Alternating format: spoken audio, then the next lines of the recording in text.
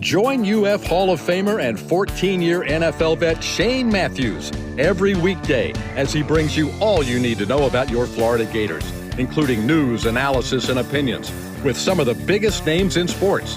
Find us on Spotify, Apple Podcast, Google Podcast, or wherever you listen to your favorite podcast. Or watch us live at 8 a.m. on Facebook, YouTube, and Twitter.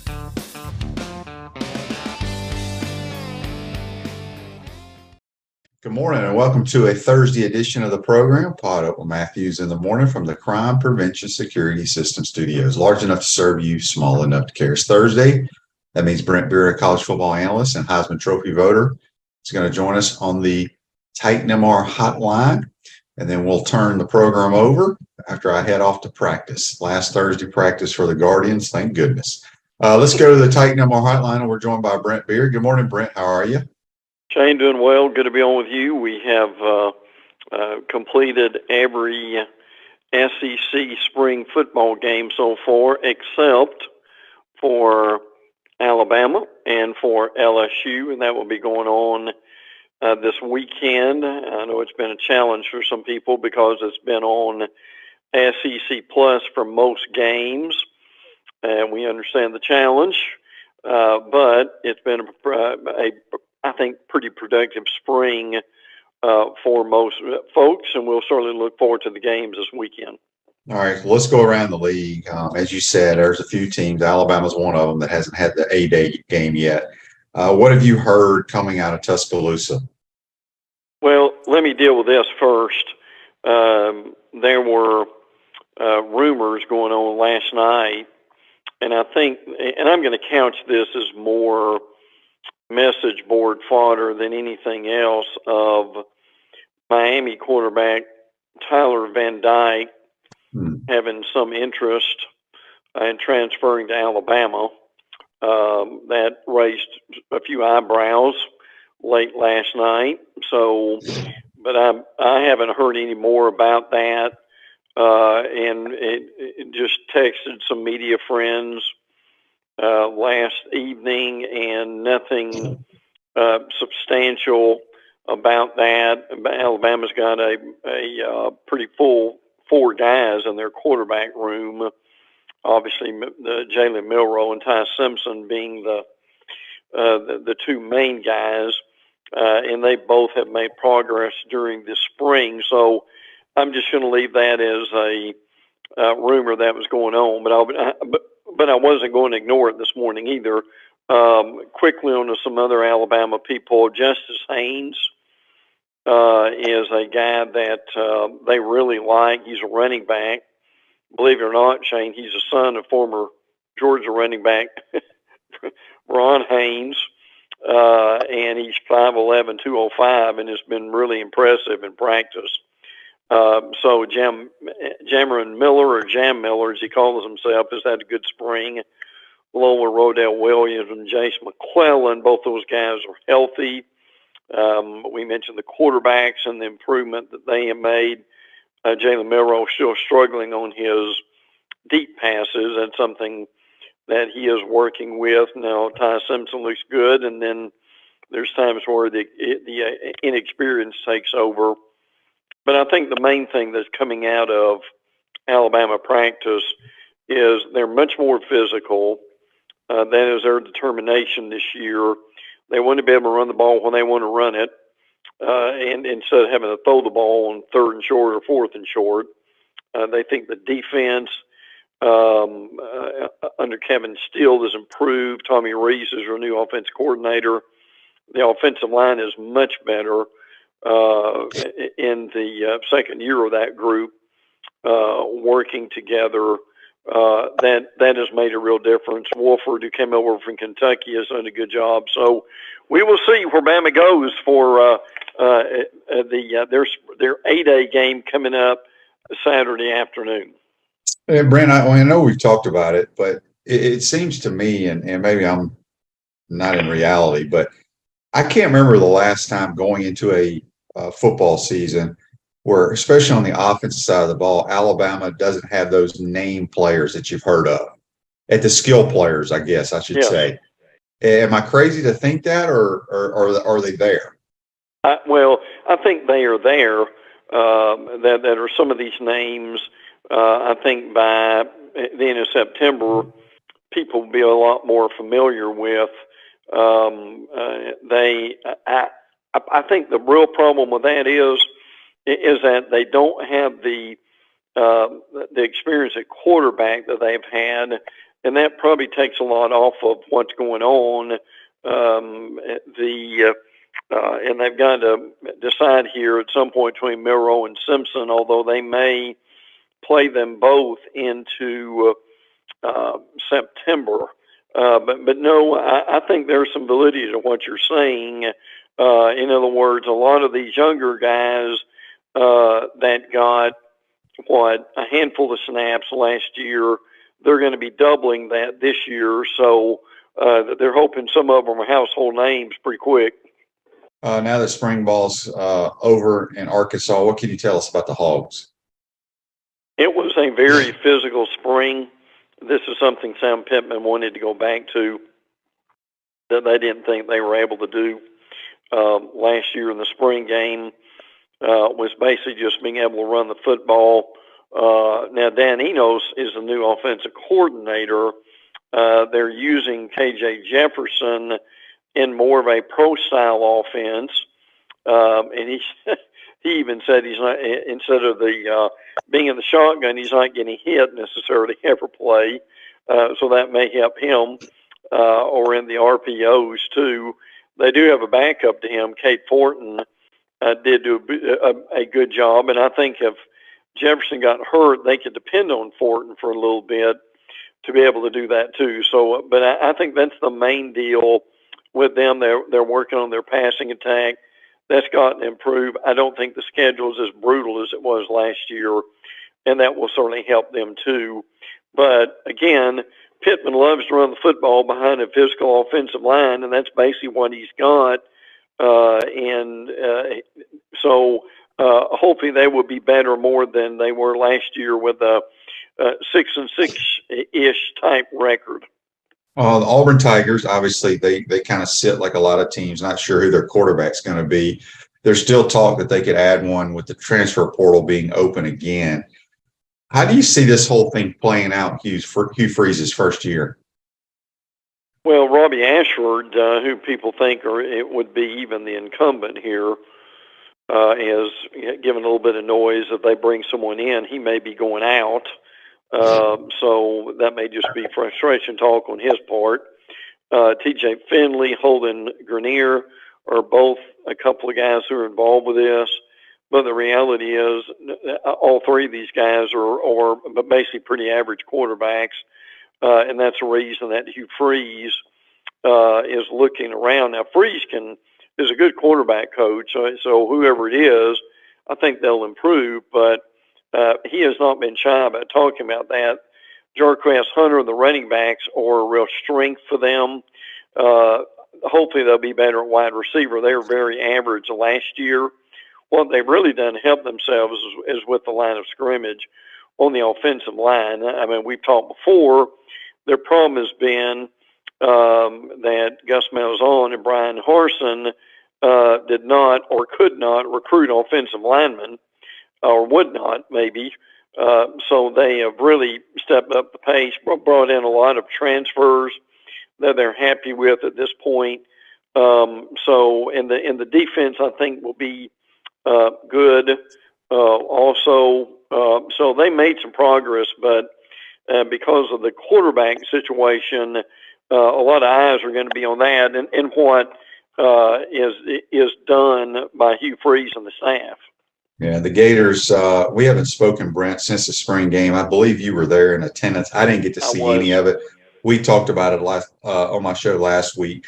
I know the fans were upset with the quarterback play or whatever, just the offense in general. But I talked to several people, and I listened to a little bit on the radio, listened to Sean Kelly and Tate and Jeff, just so I could kind of get a feel what's going on. I don't know if I've ever, and like I said, I didn't see it, I only heard a spring game with so much blitzing, and especially corner blitzing It's almost like, usually in spring games, you want to showcase your offense. With Florida being so bad the last 3 or 4 years on defense, I feel like they said, you know what, we're going to make the damn defense look pretty good. Yeah, well, they did. Frankly, I mean, you've got guys like Caleb Banks, the Louisville transfer. He got a sack early on, and again, a sack is when you touch the quarterback, basically. Manny Nunnery, the linebacker from Houston, had 5 tackles. Cam Jackson from Memphis got a lot of people's attention. Batted a pass away. Deuce Spurlock from the Michigan transfer had 8 tackles. Now, Montreal Johnson had a pretty good spring game, 87 yards. Trevor Etienne averaged almost 6 yards a carry. So we know what they can do well as far as run the ball behind the offensive line. I mean, look, that was kind of with what I saw. Quarterbacks really didn't have a whole lot of time to throw. Now, I mean, when you look at the numbers, especially around Mertz, I mean, 18 to 29 for 244 is not bad, but the honest truth is all 3 of the quarterbacks were pretty pedestrian in the game. So, and we'll see if some changes were made, bringing someone else in. There's a lot to think about with that at this point. So there were some pluses in this thing and some positives, but I think the problem is and I understand it, that we get so fixed upon the quarterback situation, it's easy to ignore most of the rest of the team. Yeah, there's no question. And, I have talked to some people that watched the tape. They said it wasn't nearly as bad on offense as people think. And I think people need to realize when you have bad snaps, that kind of makes the offense look really bad. It does. And then, and you're not, I try to tell people, you're not going to get any flash plays out of these quarterbacks. No. I mean, that you're not going to get the 4 or 5 plays that Anthony Richardson had. You're not. I mean, you didn't get those type of plays when Rex Grossman played or when Werfel played. You're going to. These are pocket passers. They're going to dink and dunk and do what they're supposed to do. So we'll see. But what blew me away is hearing it called and then talking to people about how much blitzing was going on in the spring game. Because normally it's you line up in a base defense and let's go play football. So we shall see. But I wouldn't read a whole lot into that game. The Dogs. Go ahead, Brent. The only thing I was going to add to that is the thing that a guy like Mertz can do is he can just make routine plays. But that's really what they need. And I've said that to a lot of people. The thing they need out of Mertz is they need an 8-yard pass on 3rd and 7. And oftentimes they didn't get that last year. And I'm not being disparaging against Richardson. It's just the reality. So, and I think you're right. It's sometimes what you may not get in flash, in big plays, you get in offenses moving consistently down the field. So I think compared to last year, that's more what you're going to get. So I certainly echo what you're saying. Yeah, that's what you're going to get. And again, I don't need the quarterback running the football. At Chris Doring Mortgage, they do mortgage lending right, helping home buyers throughout Gainesville and North Central Florida. Call Chris Doring Mortgage today at 352-244-0840. All right, the Dogs, they got somebody in the transfer portal. What else is going on with them? Yeah, we'll start with the spring game. The spring game went well. I mean, Carson Beck's likely is going to be their quarterback. Now Brock Vandergriff said this week that he likely is staying regardless. But I think Carson Beck's going to be the guy. He was 15 of 22 for 231. And, the rest of the guys did fine too. Frankly, Gunnar Stockton was 13 to 22 for 144. Wide receivers, man, oh man, Dominic Lovett, the Missouri transfer, is really good. Shane, he caught a pass and broke 2 or 3 tackles, made a big play out of it. Now, Ra Thomas, the Mississippi State transfer, he did not play. They've got to get some situations straightened out with him. I don't think it's anything bad. It's just that Kirby held them out for a variety of reasons. But they're still going to be fine. I mean, they've got tremendous talent. But one thing that did happen that really took them by surprise was a guy named Bear Alexander, who's a really good defensive lineman. Actually, they found out that he was transferring. I mean, Shane, they really when they were in the locker room for the spring game is when the news broke. So Wow. that's how nutty that is sometimes. Imagine being in the locker room and you find out one of your better players or one of your more promising players has decided to move on. So we'll watch that one pretty closely and see where that goes. But don't feel too sorry for the Dogs. There's a tremendous amount of talent, and the schedule is very easy. So Georgia will be easily the Eastern Division prediction once again going into the summer. Yep. And then another team who might be the preseason favorite in some media boys polls, maybe the LSU Tigers. What can you tell us going on in Baton Rouge? LSU's going to be picked to win the West over Alabama. I can tell you that right now. A lot of that's because of Jaden Daniels, the quarterback, coming back. And another reason is Mason Smith is also coming back. Tremendous defensive lineman. And we shared a little bit about last week about this, that Matt Moscona who's an LSU radio guy, I thought this was very interesting. I heard him last week talk about how Mason Smith, this is amazing, that was considered the best player on the team, not the defense, but on the team, which frankly is amazing with the talent that they've got there. Frankly, also on defense, they've got a lot of really good running backs, but they're not going to have them in the spring game. Josh Williams, John Emery II, Armoni Goodwin, those guys are out for the spring game for various reasons, either academics or injuries or recovering from surgery at this point. But they've got a tremendous amount of weapons. So that'll be a fascinating spring game to really kind of see what they are going to be. But I can tell you right now that this is a very good football team with a lot of talent. Now you've got Brian Kelly with a season and a spring that's under his belt. So LSU's going to get a lot of attention, and particularly playing Florida State on Sunday night on Labor Day weekend in Orlando.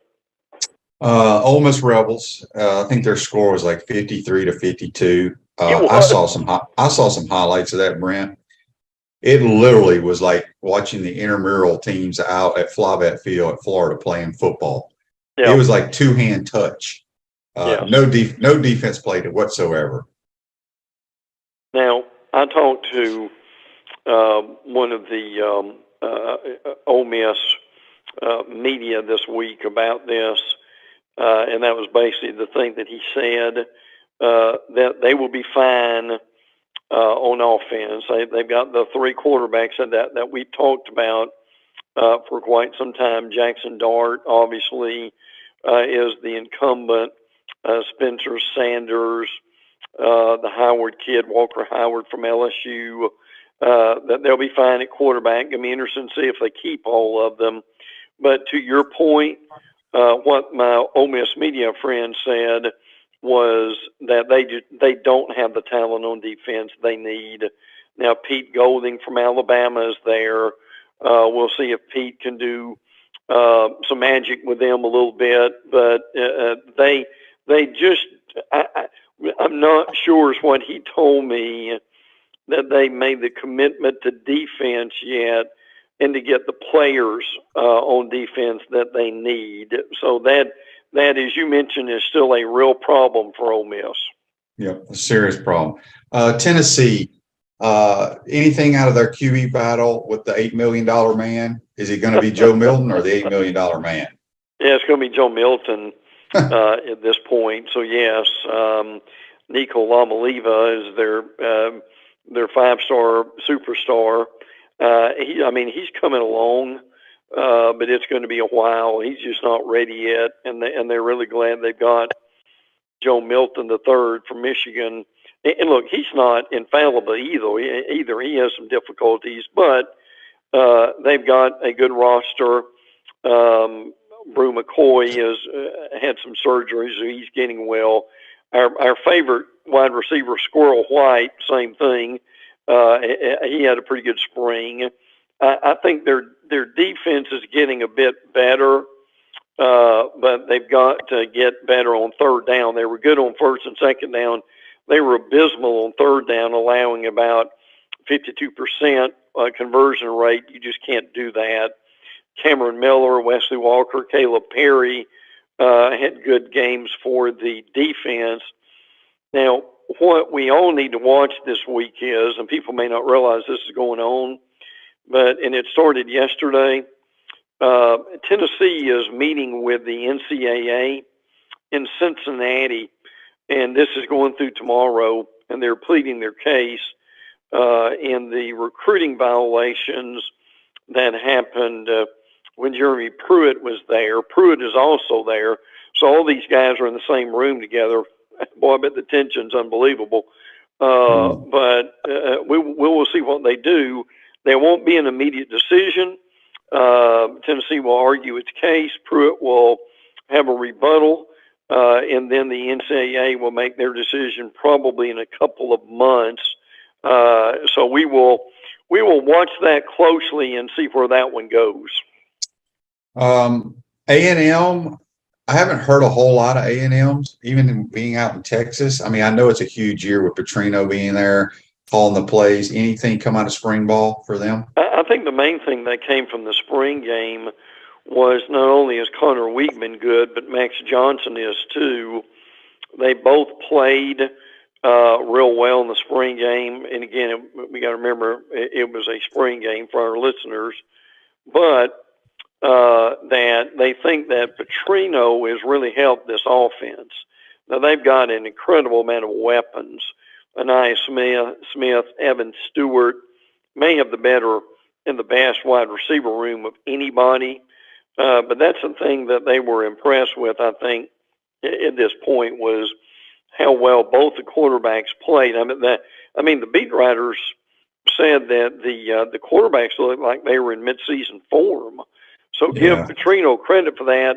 And look, I know the thing I've said about this is people have criticized this move, thinking it's going to be a disaster.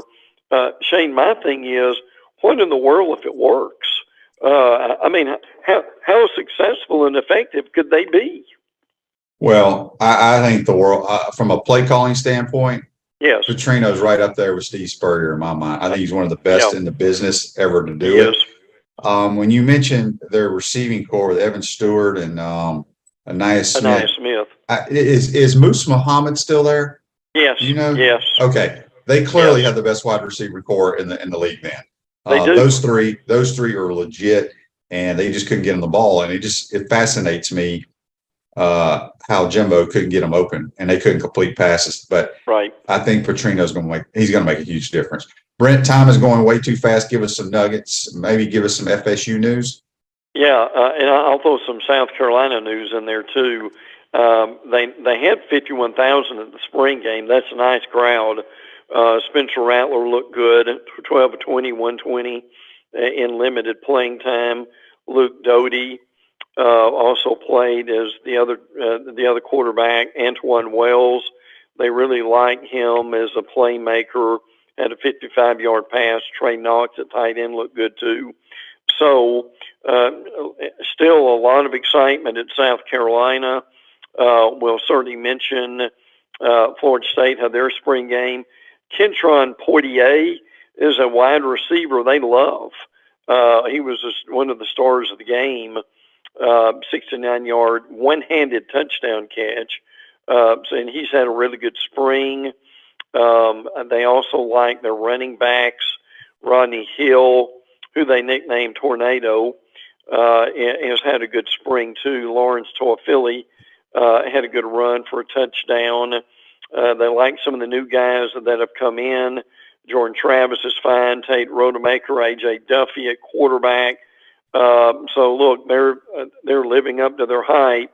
Miami had their spring game. Shannon Dawson is their new offensive coordinator. He is working with Tyler Van Dyke, who is 13 of 18 for 188.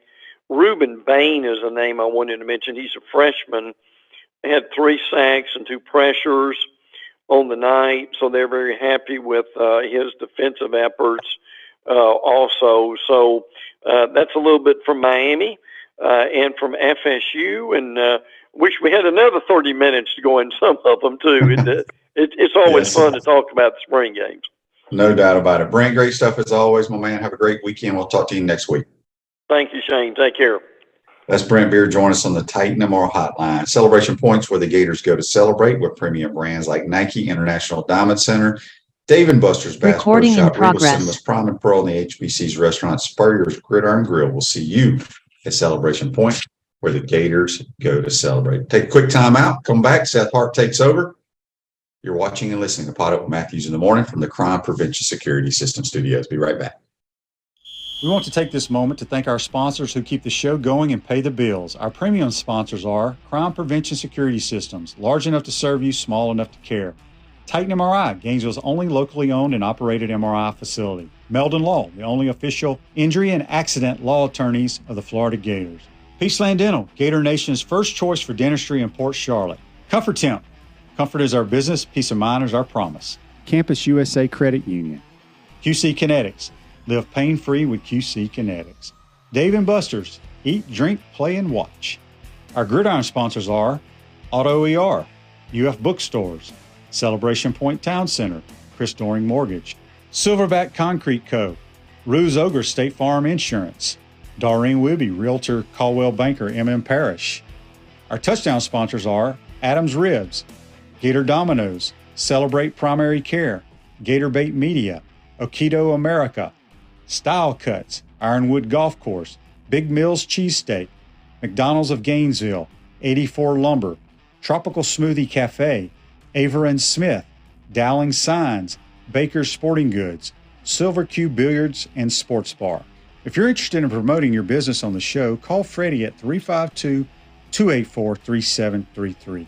If you like what we're doing here, make sure to follow us and support the businesses that support us.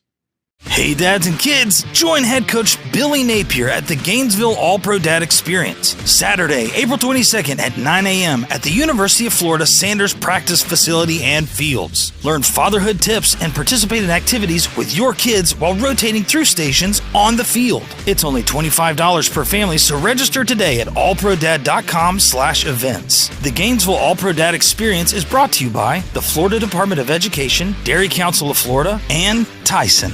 Pro football legend Emmitt Smith understands your joint pain. It does not surprise me that there are a ton of people out there that's in pain. That's why Emmitt is such a proponent of QC Kinetics, offering real lasting joint pain relief with non-surgical, all-natural biologic treatments. Whether it's a joint pain, ankle pain, shoulder pain, neck pain, back pain, hip pain, any kind of pain, the body eventually will break down when it's under that much stress. That stress can cloud your judgment to the point that you'll just say yes to the scalpel or yes to another prescription of pain pills. But maybe it's time for a second opinion from QC Kinetics. The reason why I would recommend this is because the natural biologics that QC Kinetics is providing you gives your body a chance to naturally heal itself. Restorative, regenerative solutions are here. Get lasting relief and live your life. Call QC Kinetics 352-400-4550. That's 352-400-4550. QC Kinetics 352-400-4550.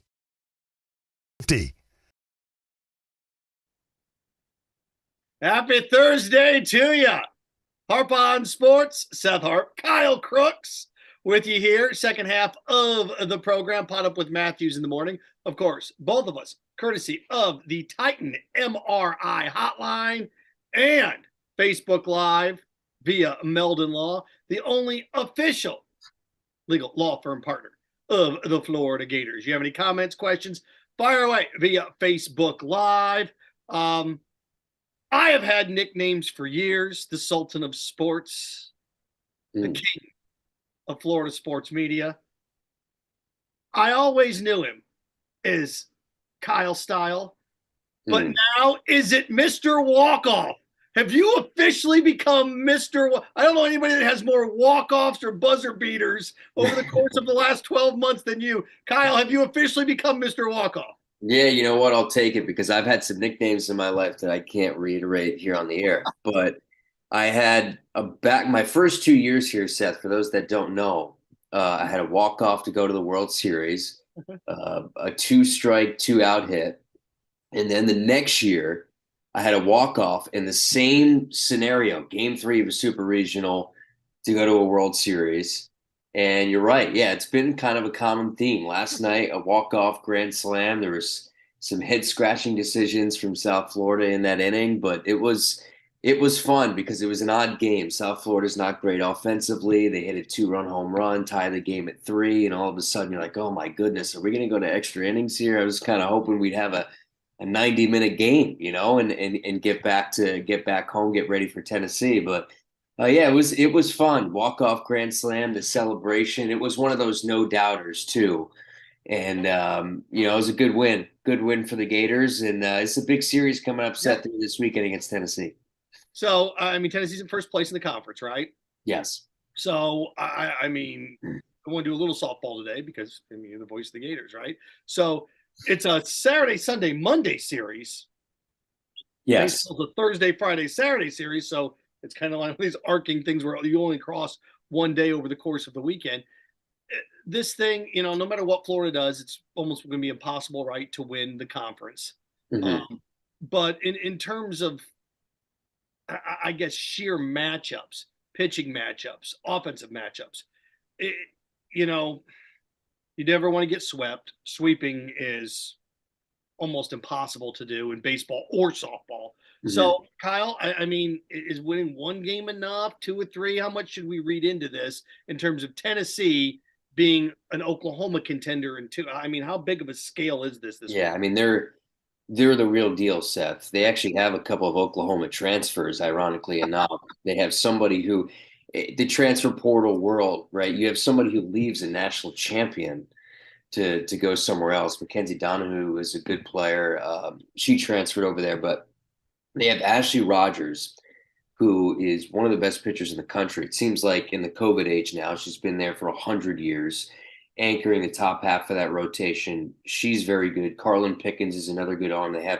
They have a very good pitching staff that goes about 3 deep, really solid. And then you look at their lineup, they have Kiki Malloy at the top of it, who's hit 18 home runs this year. Struggled a little bit in SEC play. When you're talking about the SEC Player of the Year conversation, she's maybe not in that because of her numbers haven't been as good in SEC play, but they have a lot of power, very balanced 1 through 9. They are the real deal. They're 11. I think they have I'm not looking at my standings right now, but I think they have 11 wins in the SEC right now, top spot. And, Florida actually helped them out last weekend because beating Georgia 2-3 and putting out Georgia, I think 3 games behind in the loss column in the SEC for the top spot. So now Florida has a chance to actually help out Georgia, ironically enough. But I think to answer your question, Seth, so you look at the next 3 weekends, the Gators have 3 SEC series left because they had a bye week opening weekend. I think if you take one here at Tennessee and you sweep either, you probably want to sweep, it's hard to do, but sweep Ole Miss at home and then take 2 or 3 from Kentucky on the road. I think that sets you up okay for a top 16 seed. Okay. Remember, Florida's on the bubble right now when it comes to hosting a regional, which has not been the case in a very long time for Florida. So if all of a sudden you win all 3 series, including this series against Tennessee, you're talking about a 10, a 9. So there's so many places this team can go from not hosting a regional to all of a sudden being in a pretty good spot. But Tennessee this weekend is going to be, that's going to be a tough 3-game set, and the Gator pitching is going to have to hit another level here because I don't know how much this offense can do against this Tennessee pitching staff. What is it, 5 of 7? 1-5 of the last 7? Am I math on that right? Yeah. For Florida? Yeah. Yeah, it might even be six of the last 8, 5 of the last 7. Okay. Yeah. So trending, but no. Here comes your biggest test, probably, Kyle, since going out to California. Yeah, since Went out west, UCLA, yeah. Oregon, and the caveat to that, Seth, too, because you look at the Gator resume, right? And Oregon and UCLA, there were those 2 losses, and they did not play well in either one of those games. Were run ruled by UCLA, no hit, 1 hit against Oregon. The caveat to all that, maybe something that those that don't know, the Gators traveled the same day that they played UCLA because they had travel issues from Tampa all the way out to California. Their flight got canceled that day. They had to come back the next day and actually fly the same day across country and play the same day against number 1 UCLA. So a lot of that it was a pretty tough situation, not to make excuses, but I guess I am. The Gators were not set up for success on that road trip. Did not play well, though, and Coach Walton would tell you that. So their resume is non-conference resume isn't great this year, but they still have an RPI. It's like 17 at the moment. So you need to finish these last 3 weeks pretty strong here and just secure a top 16 seed. He is Kyle Crooks, the voice of the Lady Gators. Seth Harp on Sports with you here on this Thursday edition of Podup with Mathews in the morning. Of course, you have any questions via Meldon Law, Facebook Live, fire away. Also, Podup with Mathews in the morning is a service of QC Kinetics. If you have joint pain in your shoulders, knees, hip, or back, take care of it. You don't want surgery, drugs, or downtime. Long-lasting relief. Get a hold of QC Kinetics today. Locations in Ocala and in Gainesville. 352-400-4550. That's 352-400-4550. Okay. Couple of other things. And, obviously with Gators Sports, with softball, you're the expert on that. With Gator baseball, obviously they have a big series coming up this weekend as well. I look at where they are right now, and Kyle, I think that they have put themselves in position to win at least their division. When it comes to the SEC, Vandy's may be the best team in the country. SEC may have the 3 best teams in the country. So I look at baseball overall. I know you've called a couple of baseball games as well. You have the ejection last week, but the umpires warn you to stop doing something and you do it, they're going to kick you out of the game. It's just how it works. So I look at this baseball team. They've won every series right now, and they're still in second place in their division because Vanderbilt's 13-2. From what you've seen of this Gator baseball team, we know that they're contenders. We know they can go to the College World Series. We know of all these things.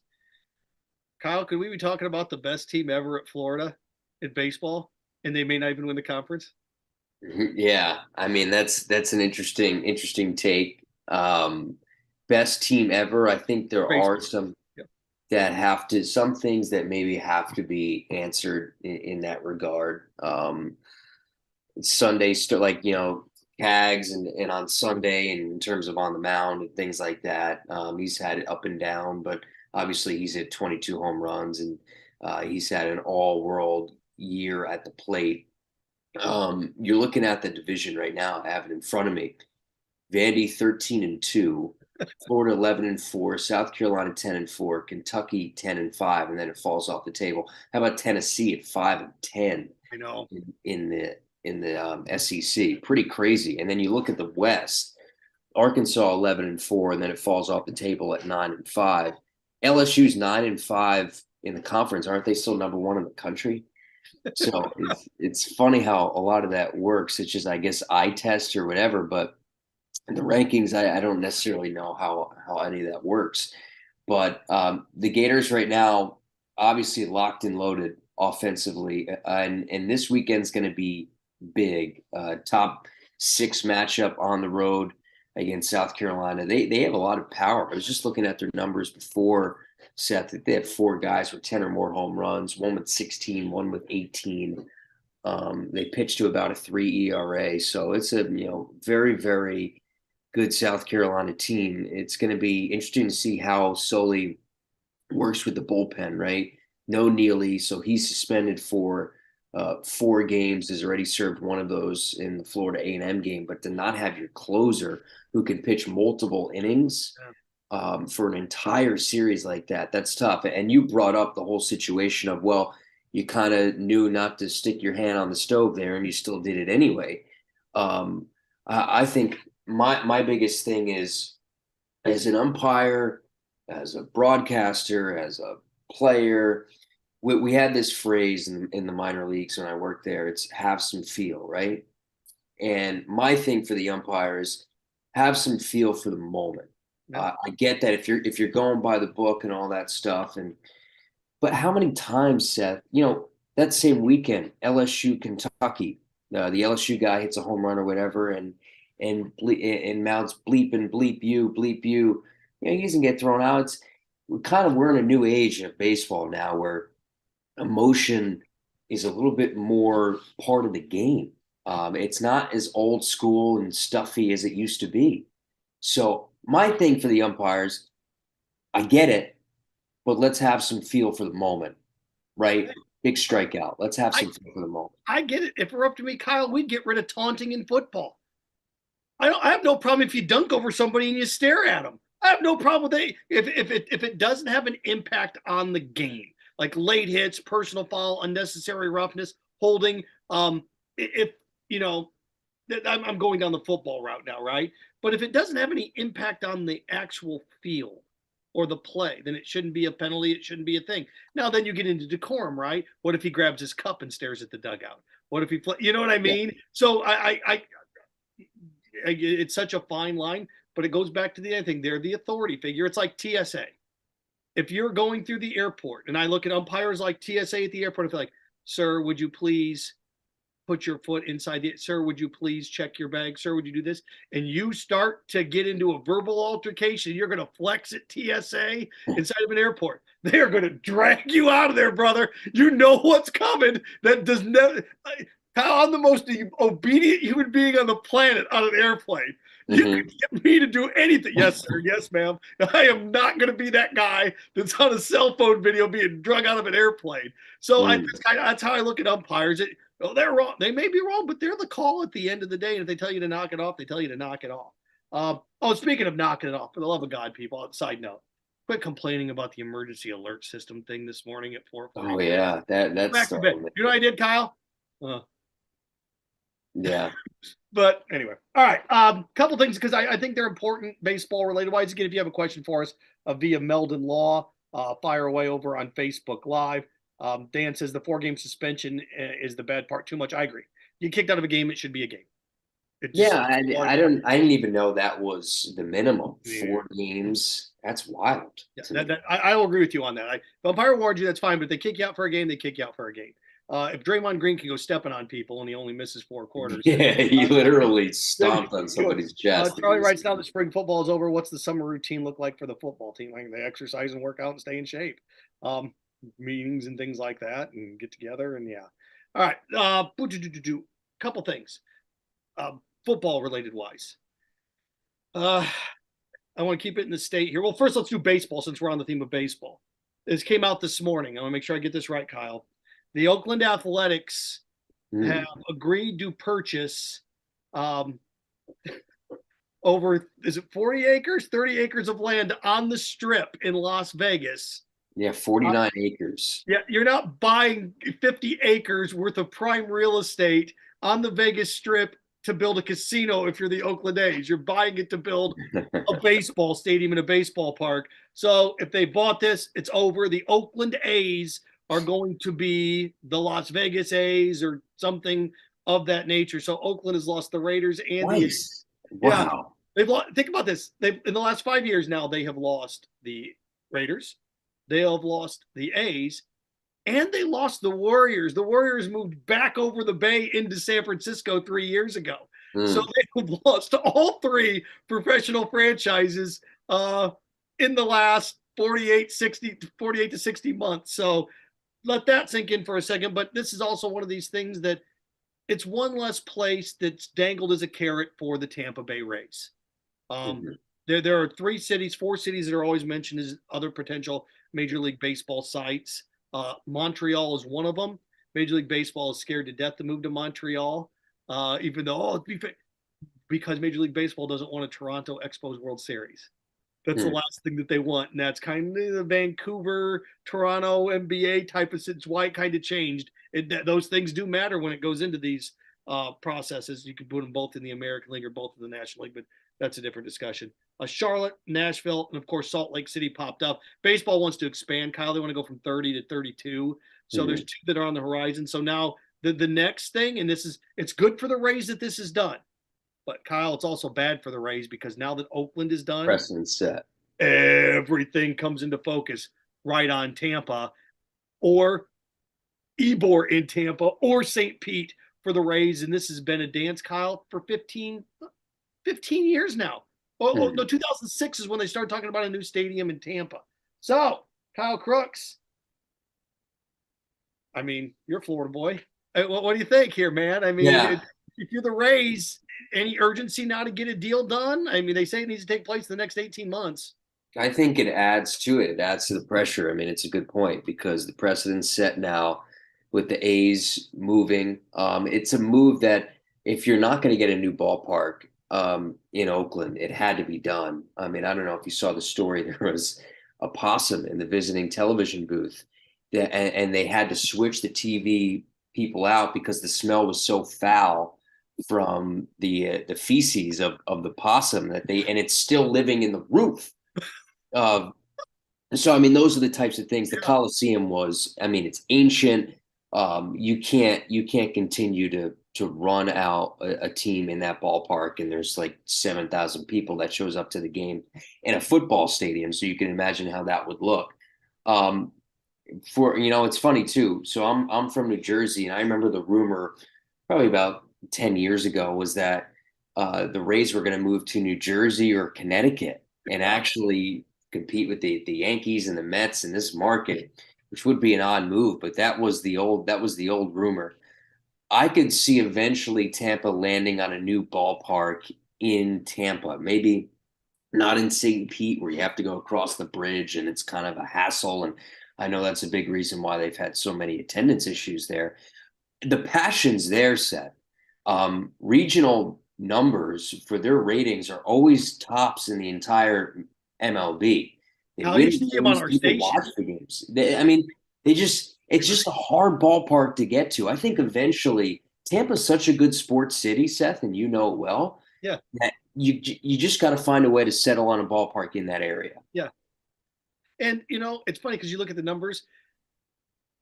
There's certain things I can't disclose. You'd be shocked at what they beat in the ratings on our station. What Rays baseball does. It's one of our most popular products. It's not going to be what Gator football is. Nothing is going to be ever. But the Rays do pretty good. They've got a medal around their neck in terms of consumption.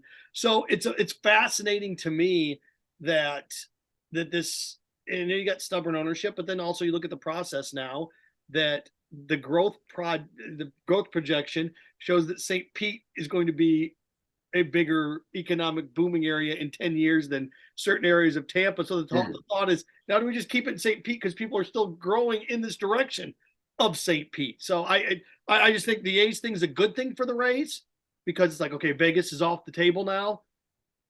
All right. But in the same breath, now baseball doesn't have any other problem with any other team in stadium issues and leasing issues. I know the Orioles have a little bit of a problem, but the Baltimore Orioles aren't moving. Come on, who's kidding who? So this is now all the focus comes into Tampa. Again, Kyle Crooks, Seth Harp, Podup with Mathews in the morning with you here on this Thursday. Of course, brought to you in part by, as I pull my sheets out, Comfort Temp. It's cold this morning, going to get warm this afternoon. Comfort's their business. Peace of mind is the promise. Summer right around the corner. I think I told all of you yesterday that, ready for this? We are 40 days away from June. June's 40 days away. Let that sink in. It's going to get hot here in our area. When's the last time you had your AC tuned up? Time is now before the summer heat wave kicks in. Call Comfort Temp 352-376-2366. 352-376-2366. Dan writes in, he says, build a baseball park on one of the Seminole Reservation casino sites, Combo Casino Park and Convention Center. I don't want Seminole Reservation Casino. I don't want them anywhere near anything. I just don't. What they've done to gambling in this state and how they've railroaded everybody. No, sorry. They've screwed this state over time and time again when it comes to gambling. So I don't want that. Nothing. Sorry, gang. And Greg, why can't players celebrate with their teammates instead of trying to disrespect the other player on the other team? There's the word again, disrespect. ESPN doesn't help with celebrating with the dunk, posterizing the defensive player for trying to block a dunk. Oh, come on. We're sports fans, right? We're tough. We're strong. We're tough. We're tough. Oh, don't stare at me after you dunk. I always get a kick out of that. Kyle's like, we're sports. We're men. We're men. Look at my jean shorts and look at my Crocs. I'm a man. I'm a man. I'm a man. He looked at me. Throw a penalty flag. I just think those things are funny. But Greg, because it's boring. Taunting's fun. Taunting's fun. That's why. All right. I wanted to wrap with this while we had a couple minutes here. Trey Lance is available. Apparently, the 49ers are shopping him. I always look up and down the ledger when it comes to the state of Florida first, when it comes to NFL teams. And Jacksonville, not going to be interested. Tampa, Baker Mayfield, Kyle Trask, not going to be interested. The Dolphins, Tua Tagovailoa, the chances of him being healthy by Halloween, 50-50. Trey Lance is still on a controllable deal for 2 years. Kyle Crooks, what do you think about Trey Lance as being a backup potential for Tua Tagovailoa down on South Beach? I think, Trey obviously hasn't proven a whole lot. And, it's interesting too, the Aaron Rodgers situation, how the dominoes fall with that. Is San Francisco still finding a way to backdoor themselves into the Aaron Rodgers sweepstakes? I know they're probably not going to trade him within the NFC, but is this some sort of scenario where all of a sudden we're seeing them clear that, roster spot in the quarterback room for maybe Aaron Rodgers to come to town? And I know San Francisco is a destination that I think he's wanted to go, or said he would want to go in the past. So that's interesting. 100%, obviously, Trey is a big time prospect coming out of North Dakota State, and, Tua, is he going to be healthy by Halloween? That is the big question mark. He's not been able to stay healthy. Trey is not a proven commodity at this level, but I don't see why it wouldn't hurt for them to have somebody in that quarterback room that has a similar skill set that you could put behind Tua for sure. Look, the Ravens are another place that may be interested in Trey Lance. There's numerous places that you could put him. It just, if you like his style and you like what he's able to do, and Kyle, we don't know what he's really capable of doing, because if we've seen him more than 6 straight quarters, I don't think we have we? Yeah, not even the preseason we've seen for 6 straight quarters. So it's just one of those things that being floated about, and who knows what the Niners are going to do. Look, if you want, he could go to Atlanta. There's a bunch of places he could go. But if you're the Dolphins, let's face it, you're the Dolphins. You went out and you gave Tyreek Hill $25 million. You traded away half a draft to go get Tyreek Hill. And if Tua gets hurt, what was his team when Tua started to get banged up last year? Were they 7-2, 8-2? They went up to Buffalo and had Buffalo beat Thanksgiving weekend, and it just fell apart on them because Tua couldn't stay healthy. So you have a team that was leading the division in Buffalo with the Buffalo Bills with a month to go, 5 weeks to go in the season, that fell apart because your quarterback couldn't get hurt. But you have the talent to do it.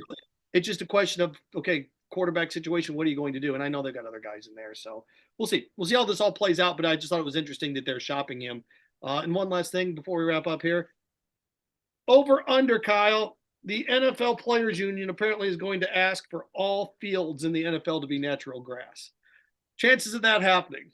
Natural grass. So we've now gone in the other direction where everybody went to turf, and now they want to go back to natural grass. Over under and every stadium in the NFL going to natural grass. I guess I'll give it 5 years as the over under. Okay. The MetLife Stadium turf in New Jersey was the biggest issue this past year. Apparently, they just got a whole new set of turf put in that stadium because of all the injuries that they blamed on the turf. But I'll give it 5 years. We go natural grass. That means the swamp. You asked the question before: would the swamp ever go to turf? It looks like now the consensus is the natural grass is the better way to get rid of injuries, I guess. Yeah, this is what the players union wants because the injury level is now. There was 1 year in the last 20 years that there have been the same amount of injuries on grass and on turf, and it was like 2021. So this is the players union going, hey man, we got to get our players getting hurt too much, and I get it. The biggest knock for the longest time was you had locked in domes, right? Indianapolis was a locked in dome with no retractable roof. The Metrodome was a locked in dome, no retractable roof. Atlanta was a locked in dome, no retractable roof. Every one of these suckers has got a lid on it now that opens and closes. But then again, in Minneapolis, being a northern boy, you're a Jersey kid. Grass does this thing in November, in the north, October, November, and then in March, it goes to sleep. It hibernates. The phrase is dormant, right? That's why Green Bay is spray painted dirt. Yeah, it's one of these things like, well, we can have natural grass here. You can, but you can have it in a dome if you want. You can take the roof off the dome, right? You can retractable, open that sucker. It's going to be dead and it's going to be frozen, but you can do that. Yes, it'll heat. Think about that, Kyle. If you open it up, you let the cold. It freezes. You close it. It melts. It comes soggy. I don't know what this is going to look like in these situations, but you did have natural grass, right? Do we have that in Phoenix or in Arizona for the Super Bowl? Yeah, it's a big toaster. So they take out the field, they water the grass, let the sun hit it, and then they slide it back in. Bring it back in, and that's when everybody was flipping and sliding all over those things because they painted the field to look like a NASCAR. Remember the days of AstroTurf, Seth, when it was just a concrete underneath like a slab of carpet and everybody's feet would stick and you'd tear your ACL on that? 1994 Indiana High School football state finals. Pre-game warm-ups, I dove for a bowl and I got up and I'm like, what's all this blood? Do you play in the RCA dome, the old RCA dome? Is that why? Yeah. Oh, wow. What the? I still have scars on I still have. Yeah, they would have the strips on the back end of the arms because it was just carpet and you just to avoid the burns that you would get sliding on the ground. Never even got hit. Dove for the ball. It's about enough of that. I'm too pretty for this. All right, Kyle Crooks, Seth Harp. Everybody enjoy your Thursday. Appreciate Kyle for stopping by. Thanks to Shane and Brent Beaird and the entire gang at Weeby Broadcasting. For Kyle Crooks, I'm Seth Harp. Thank you very much. This has been Podup with Mathews in the morning.